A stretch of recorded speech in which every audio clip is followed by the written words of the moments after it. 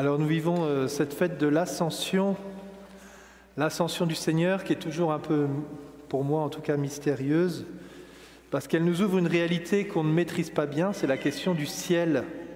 Jésus monte au ciel. Et donc nous sommes invités à fixer notre regard vers le ciel, même si les anges nous disent « mais arrêtez de regarder le ciel comme ça », il faut quand même qu'on le regarde un petit peu quand même, parce que voilà, de prendre le temps de méditer sur ce ciel dans lequel le Christ entre. Cette fête de l'Ascension, c'est une solennité du Seigneur, c'est un temps de grâce, c'est un temps de joie.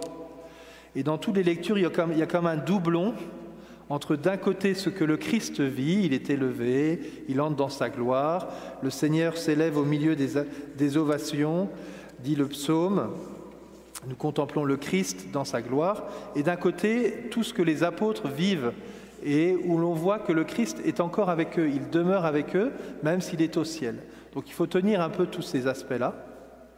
Ça ne veut pas dire que l'homélie sera longue, mais ça suppose quand même d'expliquer 2-3 choses. La première chose qui me semble importante pour cette fête de l'Ascension, c'est de se réjouir pour le Christ. Vous savez, souvent, en tout cas moi, j'essaie de voir comment les mystères s'appliquent à notre vie, qu'est-ce que ça transforme, qu'est-ce que ça nous invite à vivre, soit comme conversion, soit comme chemin. Mais l'Ascension particulièrement me semble d'abord une fête où nous sommes invités à acclamer le Christ. C'est comme si le Christ venait de finir ses études, il est bachelier, il arrive et au ciel, il dit voilà, j'arrive avec mon diplôme, j'ai bien travaillé. Son diplôme, c'est son corps. Et là, il y a les anges qui l'acclament et qui disent mais comment ça? Mais écoute donc, c'est ça que tu voulais, bon Dieu? Ben alors là, bon Dieu dans le bon sens, hein, pas comme un juré. Hein. Bon Dieu, Dieu qui est si bon. Vous voyez, tu t'es abaissé, prenant la condition humaine, et tu reviens au ciel avec un corps. Ben voyons donc. Mais de fait, tout le monde aurait le droit de dire ça n'a pas de bon sens. C'est les paradoxes du Christ. C'est les paradoxes de Dieu. Dieu qui nous sauve par la croix, Dieu qui prend une humanité quand nous on essaie de s'en dégager le plus possible. Donc il y a toute cette logique-là. Et le Christ remonte dans sa gloire après avoir accompli l'œuvre du Père, après nous avoir sauvés, et sauvés par l'abaissement et par la mort, eh bien il rentre au ciel et il nous attire avec lui. Donc d'abord c'est de contempler le Christ et de remercier Dieu. Vous voyez, dans le psaume on entendait « Dieu s'élève parmi les ovations, le Seigneur aux éclats du corps, tous les peuples battez des mains, acclamez Dieu par vos cris de joie ». Si j'avais pu, j'aurais demandé à un organiste de nous jouer un morceau, parce que je trouve que le ciel peut se ressembler à cet instrument, où par un simple instrument, on peut avoir des tonalités, des sons, des graves, des aigus, des choses très douces, des choses très puissantes. Et vous voyez, vous pouvez penser à tout ce qui habite le ciel, qui est dans l'ordre de l'invisible, et cet instrument nous rend en un seul instrument 10 000 sons différents. Donc écoutez peut-être cette semaine une belle pièce d'orgue, et un tédéum ou je ne sais quoi, et puis voilà, imaginez ce ciel habité par tous ces êtres invisibles, ces puissances d'en haut, et toutes ces puissances acclament le Christ qui monte et qui est exalté et qui se lève auprès du Seigneur. Donc le fruit de tout cela, frères et sœurs, pour nous, c'est des fois, vous voyez, on peut rester centré sur nos problèmes, nos difficultés. Ah oui, mais moi j'ai ça à vivre et tout ça. Les apôtres, ils se disent, on a une mission, mais comment on va le faire? Mais avant de rester dans le souci de ce quotidien, de tourner notre regard vers le Christ et de l'acclamer parce que lui, il est Dieu. Et il est digne de louange et il mérite notre louange. Et tous les cantiques de l'Apocalypse insistent là-dessus. Acclamons le Christ car il est Dieu et il mérite toutes choses. Lui qui est le Dieu, qui est le Créateur, qui est notre Sauveur, tout ce qu'il accomplit pour nous. Donc entrez dans cette contemplation du ciel. Mais le ciel plus profondément, c'est ce ciel vers où on va aller. On le sait, hein, depuis qu'on a des astronomes qui ont franchi notre ciel terrestre, que le ciel n'est pas un ciel physique. Et donc, comment comprendre ce ciel? Il me semble qu'on comprend le ciel dans l'affirmation de Saint Jean, Dieu est amour. Dieu est amour.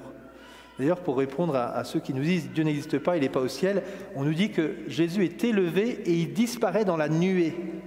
Donc ce n'est pas tant le ciel au-dessus des nuages qu'il faut chercher que prendre Jésus dans sa nuée. Et la nuée, on le sait, on l'a vu à la transfiguration, on le voit dans l'Ancien Testament aussi, ce lieu de la présence de Dieu. Mais donc ce ciel, où est-ce qu'on va? C'est quoi la caractéristique du ciel? Eh bien la caractéristique du ciel, c'est l'amour. Et quand je dis Dieu est amour, c'est pas de réduire le ciel à l'amour. C'est au contraire d'aller de montrer jusqu'où va l'amour. Vous voyez?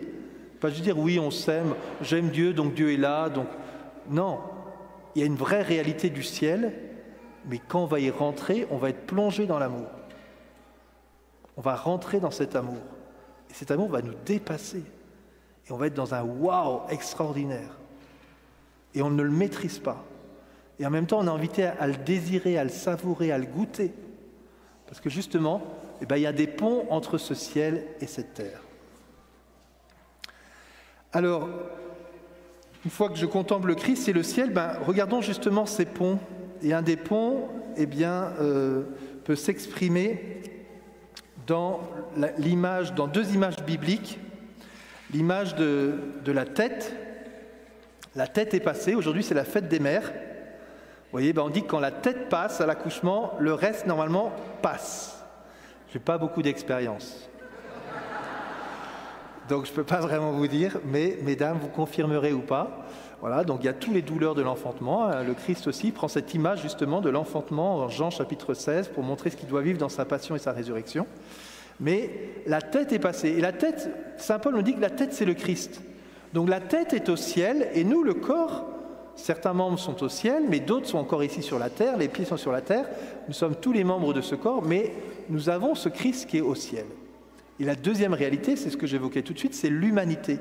Le Christ monte au ciel avec un corps, notre corporéité. Vous voyez, le corps du Christ est au ciel. Alors ça, vous allez chercher les philosophes, ils vont vous expliquer là. Moi, j'ai pas encore... Vous voyez, il y aurait à creuser ce mystère.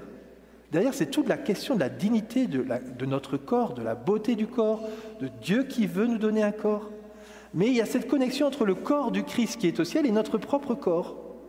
Voilà, c'est pour ça que les anges et certains anges disent c'est pas possible, tu vas pas mettre les hommes au-dessus de nous, quoi.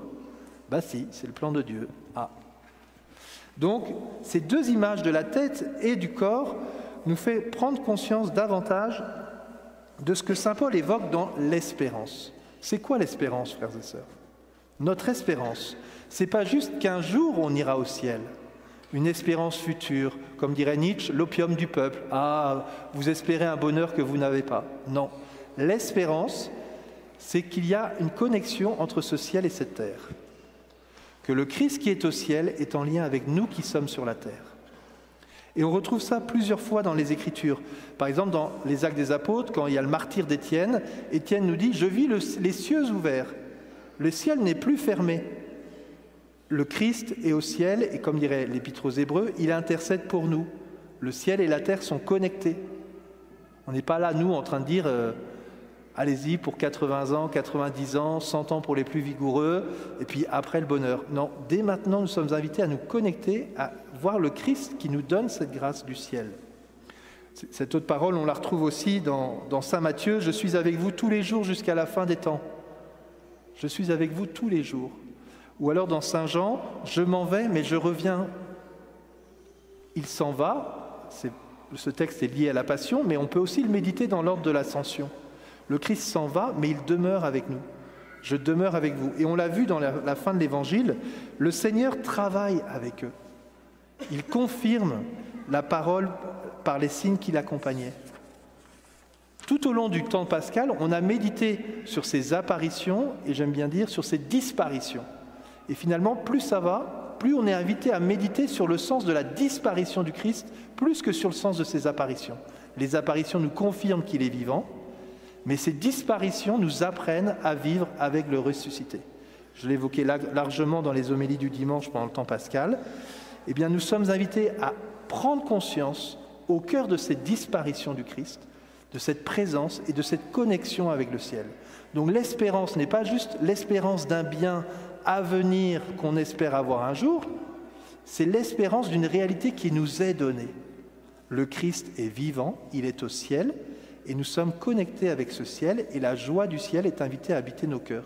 Comment se fait-il que les apôtres, au milieu des persécutions et des épreuves, ont réussi à aller jusqu'au bout de leur vie?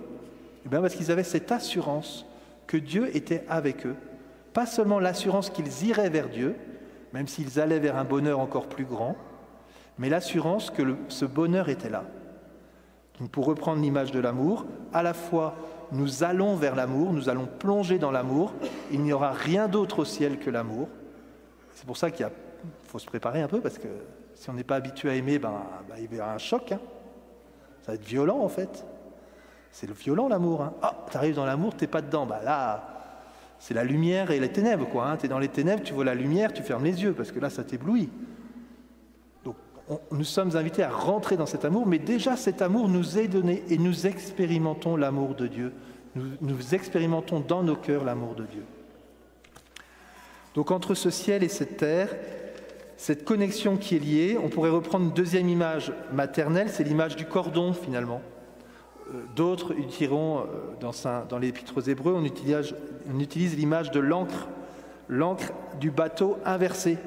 Tu poses ton ancre quand tu es dans la mer, au milieu des tempêtes notamment, tu mets ton ancre pour t'accrocher au sol, pour être sûr que ton bateau ne parte pas dans tous les sens. Et l'auteur de l'Épître aux Hébreux, je crois que c'est l'Épître aux Hébreux, prend l'image dans le sens inverse, où il dit, nous on a une ancre, mais notre ancre, elle est fixée au ciel. Donc elle nous assure, au milieu de toutes nos tempêtes ici, on reste accroché au ciel. Vous voyez, une vraie connexion. Mais ce que je préfère dans l'image du cordon ombilical, mesdames, c'est que ça se nourrit mutuellement, enfin surtout dans un sens. Il y en a un qui prend et l'autre qui reçoit, l'autre qui donne. Voilà. Mais voilà, Dieu nous donne, il nous nourrit, il nous rejoint, il vient nous habiter. Dernier point de mon homélie, après avoir contemplé le ciel, voir cette connexion entre ce ciel et cette terre, eh bien nous maintenant sur la terre. Jésus nous dit, je suis avec vous tous les jours jusqu'à la fin du temps. Le Seigneur travaille avec eux et confirme ce qu'ils accomplissent. Nous sommes appelés à être dans l'amour, à expérimenter cet amour. Et on le voit particulièrement dans ce long et beau texte de l'Épître aux Éphésiens. Voilà, le Christ, Saint Paul, qui exhorte ses Éphésiens alors qu'il est encore en prison. Et il nous donne ces mots, je prendrai juste le début. « Ayez beaucoup d'humilité, de douceur, de patience. Supportez-vous les uns les autres avec amour. Gardez l'unité dans l'esprit par le lien de la paix. » Et puis contemple tous les dons que Dieu a faits aux hommes, les différents charismes, les différentes missions d'apôtres, d'enseignants, de prophètes, tout cela. Eh bien, frères et sœurs, comment nous allons être doux et humbles de cœur? Comment nous allons être remplis de patience?